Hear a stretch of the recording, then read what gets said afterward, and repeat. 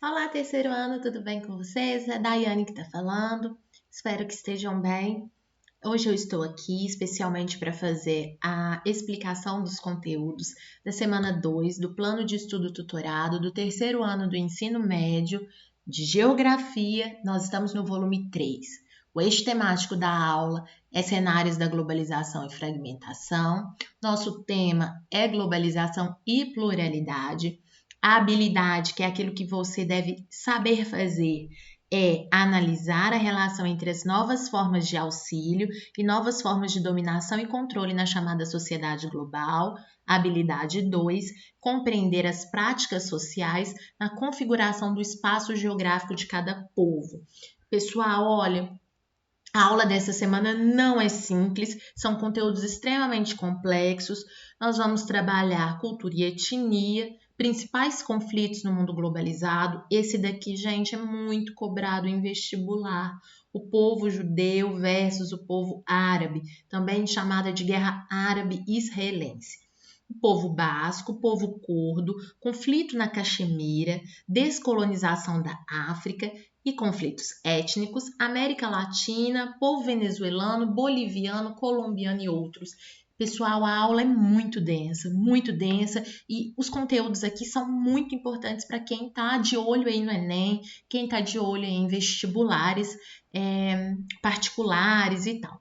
Então, olha, o PET, ele vai trazer primeiro as causas gerais de conflito, ele vai falar sobre o povo curdo, ele vai falar sobre a guerra árabe-israelense, que é entre judeus e árabes.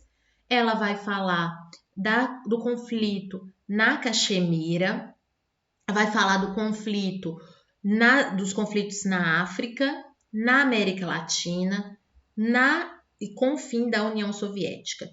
Ela não fala do conflito no Tibete, mas vai cobrar no exercício. Então, eu fiz um complemento. A aula, o texto do PET é muito sucinto, então eu preparei um material que eu vou trabalhar com vocês. Fiquem comigo e prestem bastante atenção na aula de hoje, tá? Que ela é muito complexa. Para manter uma sintonia legal com o PET, eu dei o título para minha aula, que é o mesmo título do tema do PET, que é Povos em Conflitos. Então, eu fiz uma síntese do que a gente vai estudar nessa aula. Então, olha, primeiro tópico que eu vou trabalhar com vocês aqui nos slides são as causas dos conflitos. Quem prestar atenção vai conseguir responder o exercício 1 do PET, com essa explicação. Na sequência, a gente vai trabalhar sobre conflitos no mundo contemporâneo. E aí, o PET traz vários conflitos. Nós vamos começar falando sobre os povos curdos e a guerra árabe-israelense na sequência. A minha explicação sobre guerra árabe-israelense vai te auxiliar a responder a questão número 2 e 3. Na sequência, eu vou falar sobre os conflitos no Tibete, que ajuda a responder a questão 4 do PET. Depois, a gente vai trabalhar sobre os conflitos na Caxemira, na África, alguns na América Latina e alguns sobre o fim da União Soviética. E, por fim, a gente vai trabalhar conflitos envolvendo terras indígenas no Brasil, que o texto do PET não traz, mas que o exercício 5 do PET é sobre isso. Então, eu acrescentei na minha aula. As causas dos conflitos. Por que geralmente as sociedades entram em guerras, em conflitos, por aí vai? Por diferenças entre os grupos humanos, diferenças culturais, diferenças sociais, econômicas, mas principalmente pela intolerância à diversidade. Eu diria que o que causa o conflito não é a diversidade, porque a diversidade em si é boa. Né? É bom você ter pessoas que são diferentes de você, que pensam diferentes de você, porque o que é diferente te complementa. O problema é a intolerância ao diferente, a intolerância às diferenças. É aí que os conflitos nascem. Essa intolerância pode ser uma intolerância étnica, de gênero, ambiental, religiosa, cultural e também tem fundos territoriais. Existem muitas disputas que nós vamos ver aqui na aula que são disputas territoriais. Afinal de contas, a posse de um território é a representação de o poder sobre uma determinada área. Alguns conflitos no mundo contemporâneo. Então vamos começar com os povos curdos. Quem são essas pessoas? O que são os curdos? É um povo. Então, eles têm uma origem comum, eles têm traços culturais comuns. Eu defini povo para vocês na aula passada.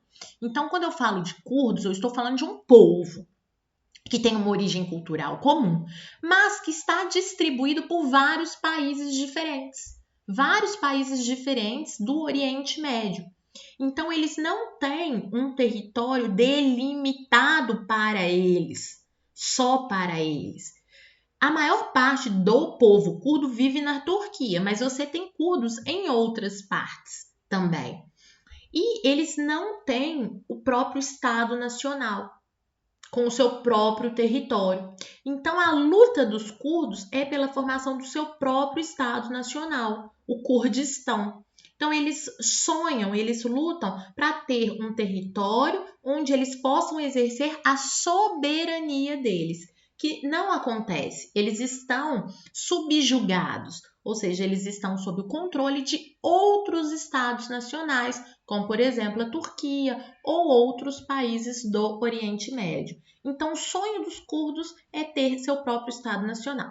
Daiane, por que isso é tão difícil? Ora, porque a grande maioria desses curdos querem formar o Kurdistão num pedaço que hoje é da Turquia, num território que hoje é da Turquia.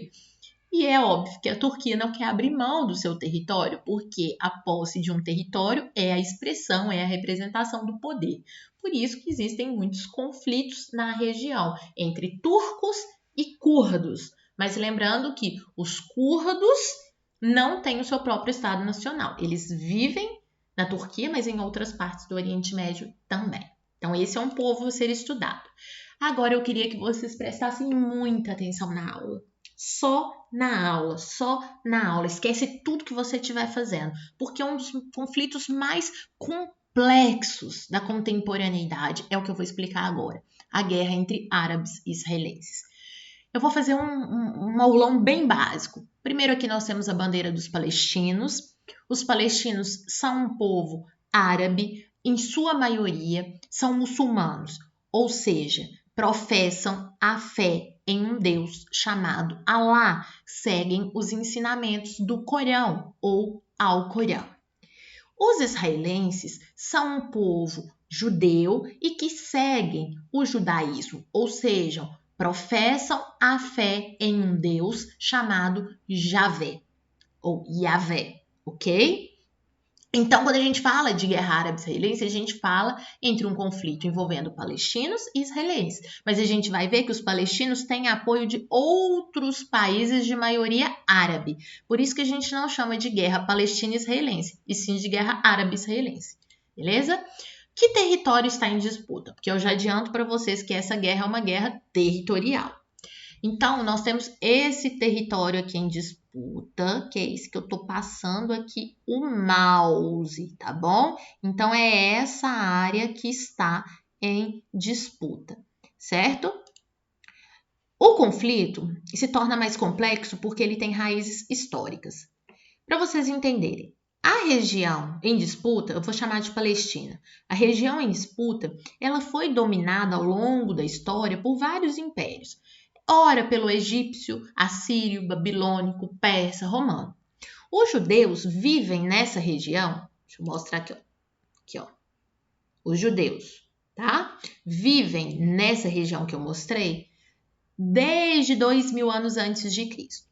Só que como essa região foi, ao longo da história, dominada por impérios, como por exemplo o egípcio, o babilônico, o persa, esse povo judeu, foi submetido à escravização e alguns migraram forçadamente para poder fugir então dessa dominação desses impérios. As migrações forçadas, ou seja, a fuga dos judeus desse território que eles habitavam, recebe o nome de diásporas. Então, ao longo da história, os judeus fugiram de onde eles viviam por conta dessa dominação, por conta dessa escravização. Nós temos duas grandes diásporas, ou seja, duas grandes migrações de judeus para outras áreas. A primeira aconteceu no ano de 586 a.C., quando o então imperador babilônico Nabucodonosor II invadiu o reino de Judá e destruiu Jerusalém. Então, ele invadiu essa área que era habitada pelos judeus em 586 a.C. E aí os judeus fugiram. Alguns voltaram depois, só que aí eles foram forçados a uma segunda diáspora, essa nos anos 70 depois de Cristo. Foram a vez dos romanos destruírem Jerusalém, e aí obrigou os judeus a irem para outros países, partes da Ásia, chamada Ásia Menor, alguns fugiram para a África e outros para o sul da Europa. O que é importante a gente entender? Que mesmo com essas migrações forçadas, mesmo tendo que fugir da dominação desses impérios, grande parte dos descendentes desses judeus que fugiram sempre sonharam, sempre desejaram voltar para a região, voltar para a Palestina, que é essa região que eu estou falando da disputa. É aí que vai surgir o movimento sionista. O movimento sionista é um movimento que defendia o retorno dos judeus para a região palestina, para a região de onde eles saíram. O movimento sionista, então, que defende esse regresso dos judeus para a Palestina, para a região de onde eles fugiram, surgiu no final do século XIX. E tinha como objetivo criar um Estado judeu, que seria, no caso, Israel. Com a Segunda Guerra, o movimento sionista ganhou força. Por que ele ganhou força? Porque durante a Segunda Guerra, muitos judeus foram mortos e vários outros foram escravizados nos campos de concentração nazista. Então, quando acabou a Segunda Guerra Mundial e o mundo tomou conhecimento do horror nazista e do que foi feito com os judeus, esse movimento sionista acabou tendo apoio de grande parte do mundo e principalmente da Organização das Nações Unidas. Só que qual que é o problema aqui?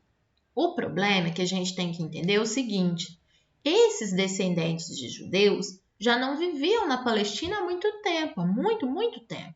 E quando você deixa um território, outro povo vai passar a ocupá-lo. E foi o que aconteceu. Essa região, que foi abandonada pelos judeus em virtude das diásporas, acabou sendo ocupada por povos árabes, que hoje a gente chama de palestinos. Então, desde há muitos séculos, os povos árabes passaram a habitar a Palestina. Por que eles passaram a habitar a Palestina? Porque os judeus sofreram as diásporas, sofreram as migrações forçadas. Então, esse lugar que ficou em aberto passou a ser habitado por outro povo. Só que aí a questão fica mais complexa ainda. Porque com o fim da Segunda Guerra Mundial e com toda a comoção gerada pelo extermínio dos judeus nos campos de concentração nazista, a ONU, que foi criada em 1945, resolveu, então, partilhar o território da Palestina e criar um Estado judaico, criar Israel, que era o Estado que eles tanto queriam. No ano de 1947 para 1948, a ONU realizou a partilha da Palestina e criou o Estado de Israel. Quando ela realizou essa partilha, os judeus acabaram sendo beneficiados e os povos árabes que já estavam lá há vários séculos acabaram sendo prejudicados. E a ONU também cometeu um equívoco. Ela criou um Estado para os judeus, Israel, mas não reconheceu um Estado nacional para os palestinos. Então, eles ficaram abandonados de certa forma. Em 1948, Israel declarou-se independente sem relação nenhuma com a ONU e com os povos britânicos que orientaram a criação de Israel. E aí a resposta que os árabes deram a essa declaração de independência foi uma contraofensiva militar. É aí que teve início a Primeira Guerra Árabe-Israelense, que foi uma guerra em que os palestinos tiveram o apoio do Egito, da Síria, do Líbano, do Iraque e da Transjordânia contra Israel. Apesar de ter um grupo contra um país, esse um país, que é Israel, saiu vitorioso porque ele teve o apoio significativo dos Estados Unidos. Parte do exército israelense foi treinado pelo exército estadunidense e também são parceiros militares, parceiros bélicos. E aí, a Primeira Guerra Árabe-Israelense acabou tendo a vitória de Israel. Entre 1948 e 1949, o que vai acontecer então? O território palestino, o território em disputa, vai passar a ser controlado quase que 80% dele. 78% dele vai passar a ser controlado por Israel. Então, só vai sobrar para os árabes, para os palestinos, 22% só, que é o que equivale à faixa de Gaza, a parte próxima ao Egito e a Transjordânia. Jerusalém, que é a capital da região, vai ser dividida. Parte vai ficar com os árabes palestinos, parte vai ficar com os judeus israelenses. Já eu vou mostrar mapa para vocês entenderem.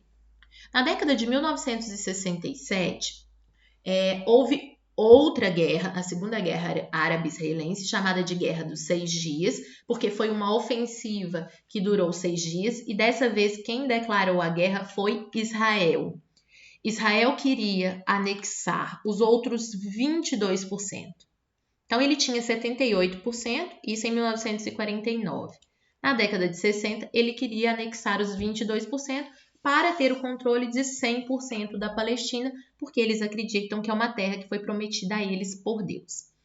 E aí, muitos árabes palestinos foram massacrados, mortos, e na década de 70, a ONU passa a pensar no equívoco que ela cometeu de não ter criado um Estado para os palestinos, ter criado apenas Israel para os judeus, e também o fato de ter beneficiado um em detrimento do outro, e aí começam a surgir alguns acordos de paz. Esses acordos de paz vão avançando, ora fracassando.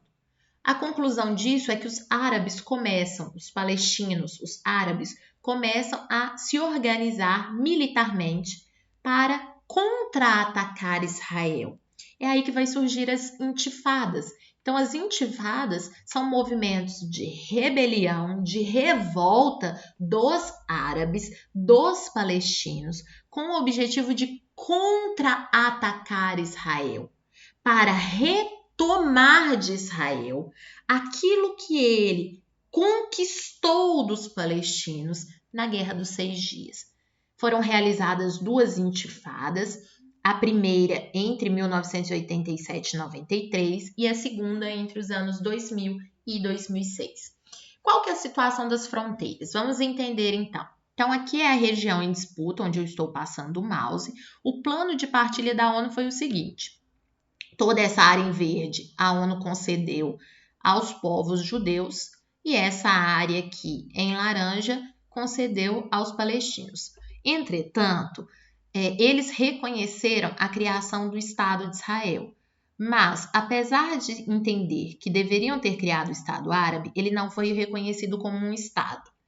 E Jerusalém ficou dividida, parte dos árabes e parte dos judeus. Então isso gerou muito conflito na região.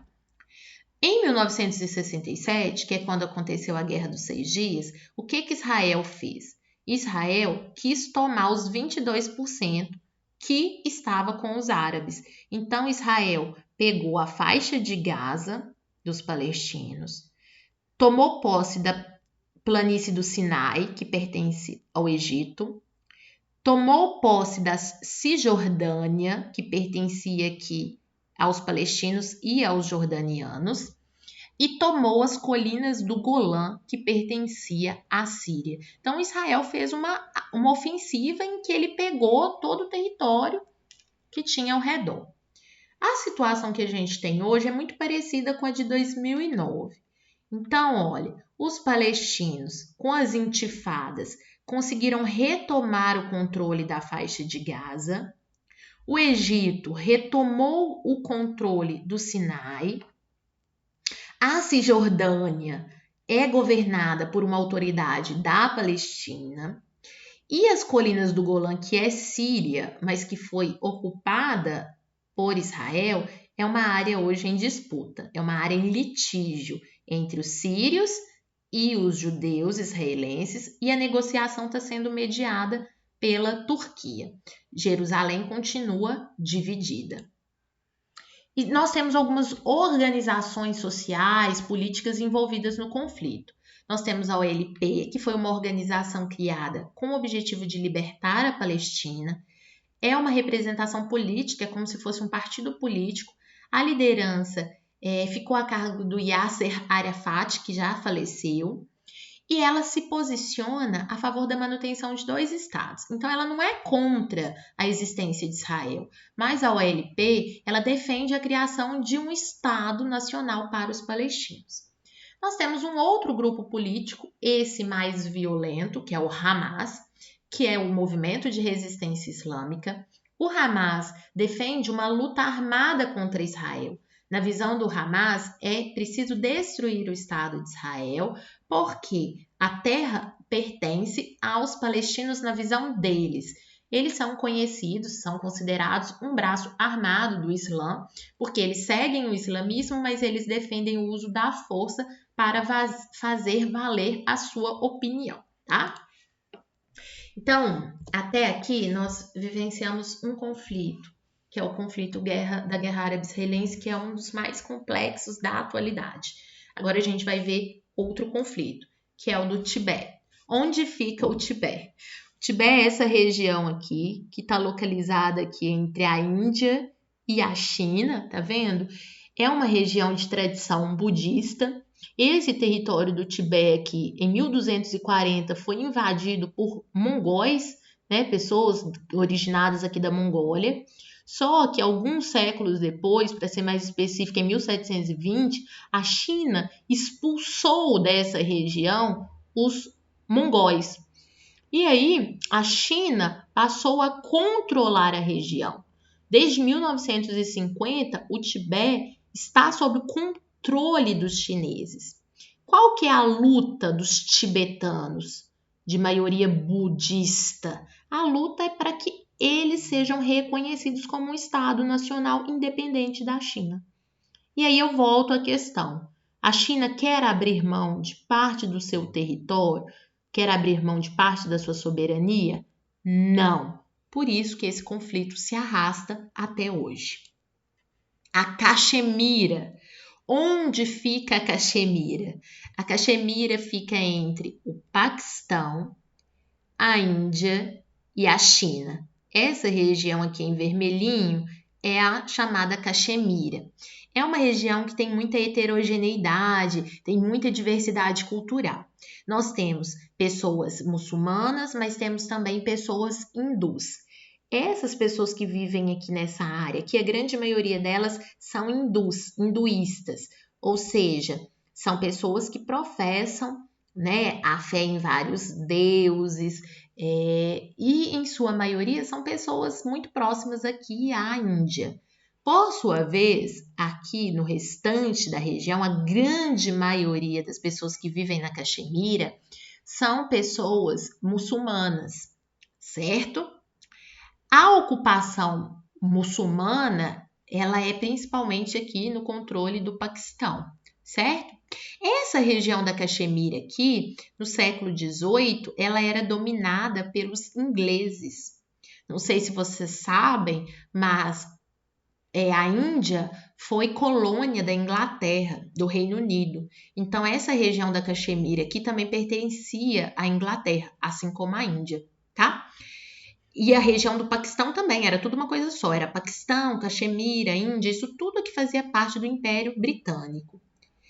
Com a descolonização da Ásia, por volta de 1947, 1948, a Índia e o Paquistão se separaram, deram origem a 2 estados nacionais diferentes.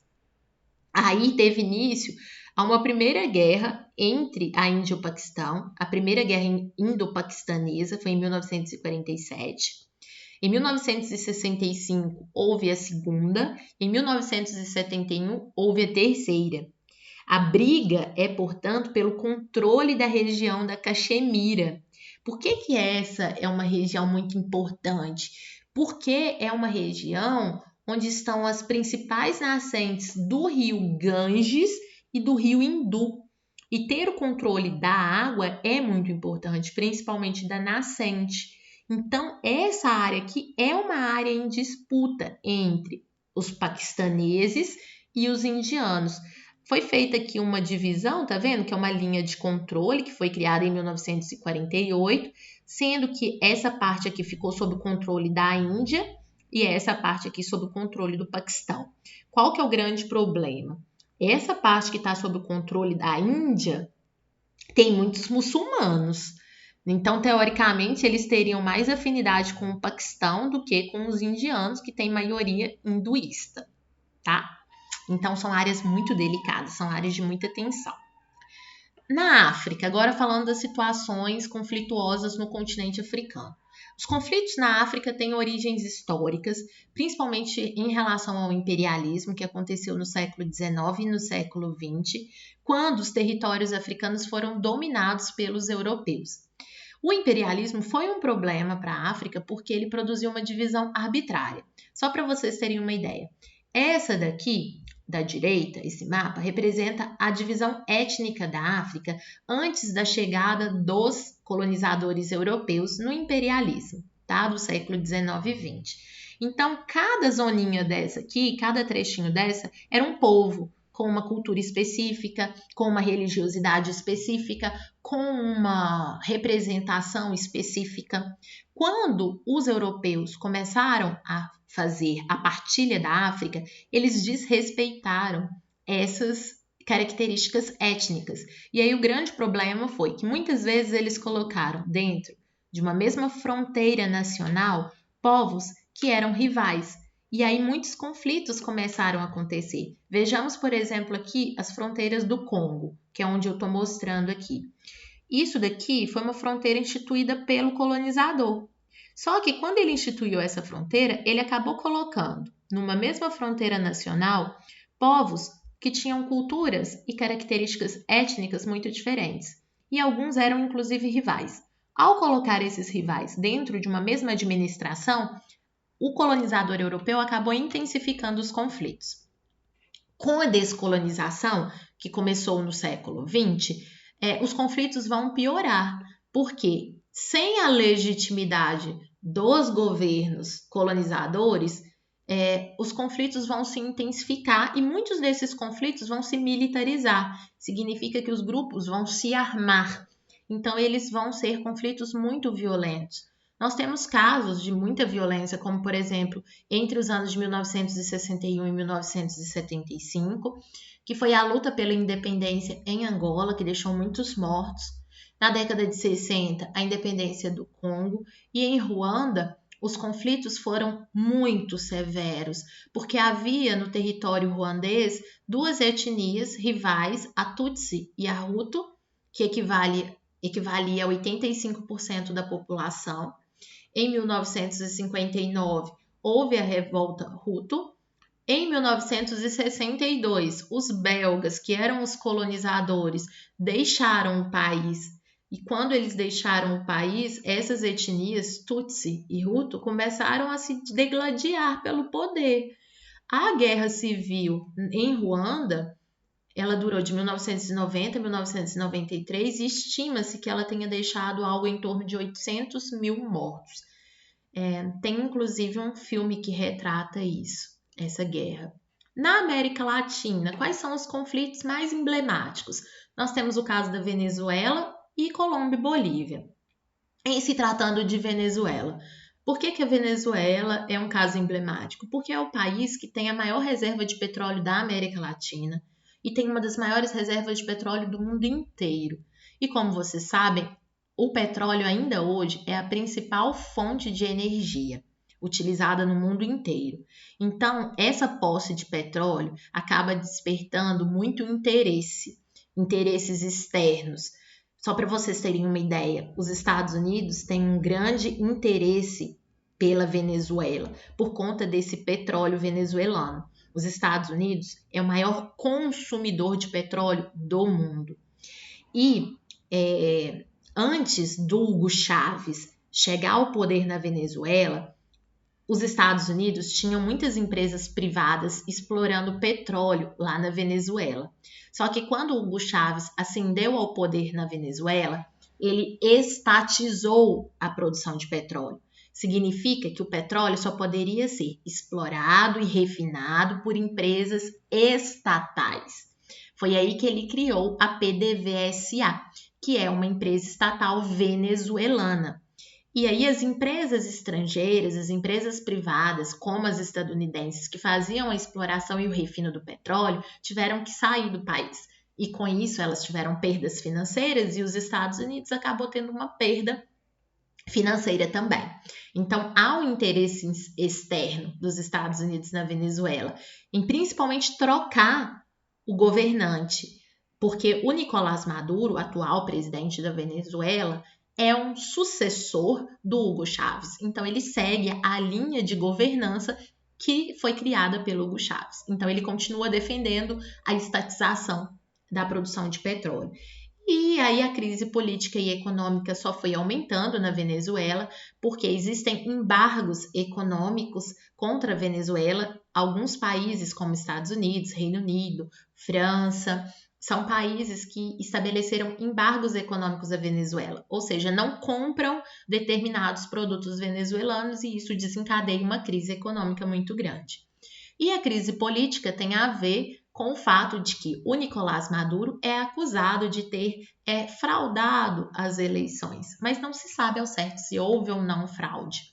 No caso da Colômbia e Bolívia, os principais conflitos têm relação com o tráfico internacional de drogas e com os cartéis de drogas, que são grupos armados que fazem a administração da droga, da produção, da comercialização e da exportação da droga.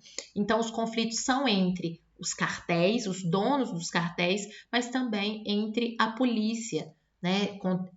Mas também contra o exército, né? Então, existem várias forças envolvidas. Se tratando de União Soviética e o fim dela e os conflitos que foram desencadeados. O fim da União das Repúblicas Socialistas Soviéticas foi por volta da década de 1990, para ser mais específica, 1991. Quando a União Soviética se desintegrou, muitos conflitos começaram a acontecer, principalmente por conta das identidades culturais e nacionais diferenciadas. Nós temos aqui um caso emblemático, que é o caso da Iugoslávia, que era uma parceira da União Soviética. A Iugoslávia, em 1991, ela também vai se desintegrar e vai dar origem a vários outros países. Então, esses países vão brigar, né, vão buscar a soberania deles. Então, o que era a Iugoslávia deu origem à Eslovênia, Croácia, Bósnia e Herzegovina, Sérvia, Montenegro, Kosovo, que é essa região, e a Macedônia. Um caso de muito conflito foi a Guerra do Kosovo, que é essa região aqui.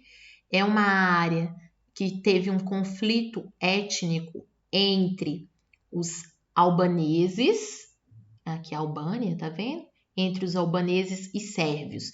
Então havia uma disputa entre a Sérvia e a Albânia para ver quem iria ter o controle aqui sobre o Kosovo, que é essa região aqui. E aí esse conflito deixou muitos mortos. Bom, por fim, o último tópico da aula de hoje, que é a questão indígena no Brasil. A grande maioria dos conflitos indígenas no Brasil tem relação com a demarcação das terras indígenas. Como vocês sabem, os indígenas são os habitantes originais do território brasileiro. Os atuais indígenas descendem dos povos originários do nosso país. E por que existem esses conflitos? Porque há um desrespeito às terras indígenas já demarcadas. Existem algumas terras que já foram demarcadas, só que tem criadores de gado, tem garimpeiros, tem pessoas que não respeitam essas terras indígenas e acabam invadindo-as. E aí conflitos acontecem. E também existem conflitos em terras que estão em processo de demarcação, porque o processo de demarcação de uma terra indígena é muito lento e é muito complexo, porque é preciso identificar a cultura daquele território, identificar qual é a área territorial necessária para que ele viva, para que ele explore a natureza, para que ele sobreviva. Então, são processos demorados. E alguns grupos não respeitam o processo de demarcação. E um outro problema, que é a paralisação da demarcação das terras indígenas. Quando o presidente Jair Bolsonaro assumiu, ele assumiu com o compromisso de que não faria nenhuma nova demarcação de terra indígena no Brasil. Ele acredita que isso não é importante. Ou melhor, ele acha que as terras devem ser exploradas, tanto pelos indígenas quanto pelos garimpeiros, fazendeiros e por aí vai. É a visão dele. A questão indígena no Brasil, então aqui só para mostrar para vocês, essas áreas aqui são as terras indígenas, tá vendo? Olha a legenda aqui, terras indígenas. Onde nós temos esse pontinho, espetadinho preto, são áreas em que garimpeiros e madeireiros atuam. E os cinzas são áreas em que fazendeiros, poceiros e grupos políticos também atuam. Então, olha, repara para vocês verem. Onde nós temos terras indígenas, nós temos muita pressão de garimpeiros. Olha essa terra indígena aqui no Amapá. Essa é uma terra indígena, olha aqui, nós temos logo aqui garimpeiros e madeireiros atuando, nós temos uma outra terra indígena aqui, nessa terra indígena há atuação de garimpeiros e madeireiros, aqui também no Mato Grosso nós temos uma terra indígena já demarcada e tem uma pressão tanto de garimpeiros quanto fazendeiros, então olha, a terra indígena é lei, é prevista em lei. Então, um garimpeiro, um madeireiro, um fazendeiro, um grupo político que invade uma terra indígena, ele está agindo contra a lei, certo? Então, é muito delicado discutir a questão indígena no Brasil. Não é uma questão de ponto de vista, gente, é uma questão de lei, certo? Se a terra indígena já foi demarcada, é terra do índio. Certo? Garimpeiro, madeireiro, fazendeiro, grupo político não pode assumir o controle daquela terra e muito menos para destruir aquela terra, ok? Pessoal, aguardo vocês na nossa próxima aula, que é na quinta-feira, com a correção das atividades referentes ao conteúdo estudado. Sei que foi um conteúdo complexo, então se precisar, assista a aula de novo, tá bom? Um beijo e até quinta. Tchau!